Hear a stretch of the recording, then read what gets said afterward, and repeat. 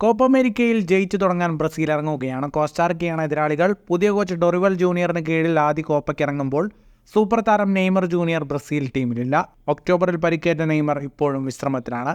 നെയ്മറുടെ അഭാവത്തിൽ ടീം പലപ്പോഴും ഗോൾ നേടാൻ പ്രയാസപ്പെടുന്നതാണ് കാണാറുള്ളത്. ഇതുകൊണ്ട് തന്നെ ടീമിന് പൂർണ്ണ പിന്തുണ നൽകാൻ നെയ്മർ ബ്രസീലിനൊപ്പം കോപ്പയിലുണ്ടാവും.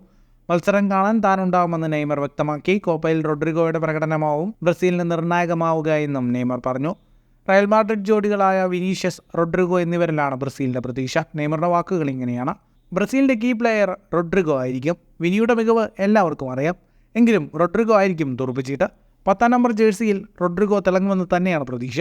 10-ാം നമ്പർ ജേഴ്സി വലിയ ഉത്തരവാദിത്തമാണ്. അതിനോട് നീതി പുലർത്താൻ റോഡ്രിഗോയ്ക്ക് കഴിയും. റോഡ്രിഗോയ്ക്ക് എല്ലാ ഭാവുകങ്ങളും നേരുകയാണെന്നും നെയ്മർ പറഞ്ഞു. ബ്രസീൽ ടീമിൽ വർഷങ്ങളായി നെയ്മറാണ് 10-ാം നമ്പർ ജേഴ്സിയിൽ കളിക്കാറുള്ളത്. നെയ്മർ പരിക്കേറ്റ് പുറത്തായതോടെയാണ് 10-ാം നമ്പർ റോഡ്രിഗോയ്ക്ക് നൽകിയത്. ഫുട്ബോൾ ലോകത്തെ കൂടുതൽ വാർത്തകൾക്കും വിശേഷങ്ങൾക്കുമായി സ്പോർട്സ് കഫേ ഇപ്പോൾ തന്നെ സബ്സ്ക്രൈബ് ചെയ്യുക.